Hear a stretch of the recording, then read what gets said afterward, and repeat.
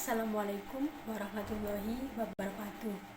Perkenalkan, nama saya Siti Nur Safiatul Ramadhani dengan NIM 5204110031 dari Prodi Teknik Informatika Universitas Islam Majapahit.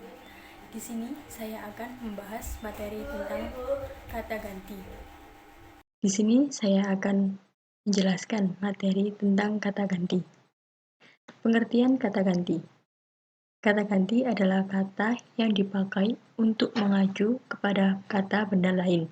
Kata ini sering digunakan untuk menggantikan nomina yang sudah diketahui agar tidak disebutkan berulang-ulang. Kata ganti biasanya terletak pada subjek atau objek.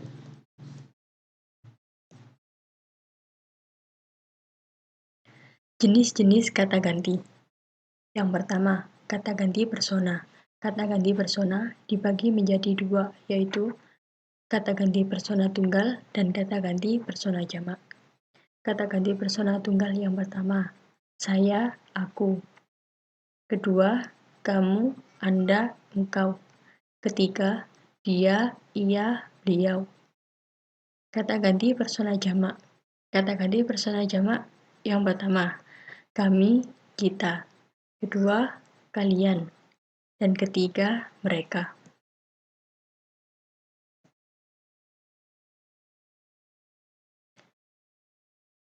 Jenis kata ganti yang kedua, kata ganti petunjuk. Kata ganti petunjuk dibagi menjadi dua, yaitu kata ganti petunjuk umum dan kata ganti petunjuk tempat. Kata ganti petunjuk umum yaitu ini, itu. Kata ganti petunjuk tempat, di, dari, ke, pada. Ketiga, kata ganti penanya. Apa, siapa, kapan, di mana, kenapa, bagaimana, dan berapa. Yang keempat, kata ganti penghubung, yaitu yang. Yang kelima, kata ganti pemilik. Ku, mu, nya, kami, dan mereka. Yang keenam, kata ganti tak tentu.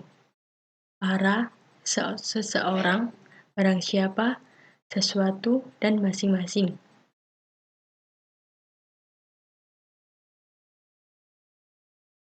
Penulisan kata ganti. Tata cara penulisan kata ganti ku, kau, mu, dan nya ditulis serangkai dengan kata yang mengikutinya. Contoh, jika nanti sore kau menerima paket, tolong diterima karena itu adalah paket yang dikirimkan oleh kakak untukku.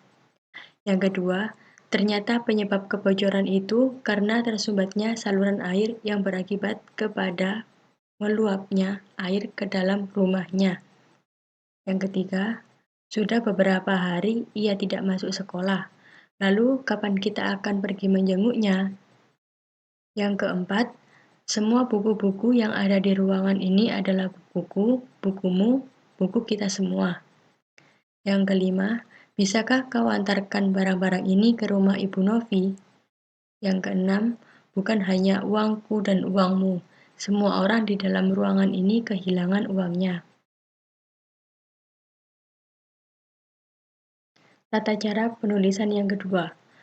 Untuk kata ganti yang dihubungkan dengan singkatan atau kata dari bahasa asing, maka penulisannya dirangkaikan kata penghubung. Contoh, untuk dapat masuk ke dalam kampus itu, di pintu gerbang petugas akan meminta KTM-mu dan barulah kau dipersilakan masuk. Yang kedua, Pak Polisi memberhentikanku di perempatan lampu merah itu dan kemudian meminta aku menunjukkan SIM-ku. Yang ketiga, sudah berulang kali ia didenda oleh petugas penjaga pemukiman itu karena KTP-nya ketinggalan di kantor. Yang keempat, dari sejak pagi tadi ia sibuk mencari kartu ATM-nya yang entah terselip di mana. Tata cara penulisan yang ketiga, khusus kata gantinya yang menyatakan Tuhan, maka penulisannya harus menggunakan tanda hubung. Contoh, hanya kepadanya hendaknya semua manusia berserah diri. Yang kedua, setiap manusia di hadapannya sama. Yang membedakan kita hanyalah pahala dan dosa. Yang ketiga, sudah sepantasnya kita bersyukur atas semua anugerah dan rahmat-Nya.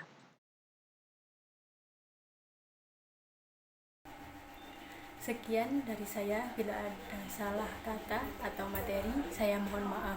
Wassalamualaikum warahmatullahi wabarakatuh.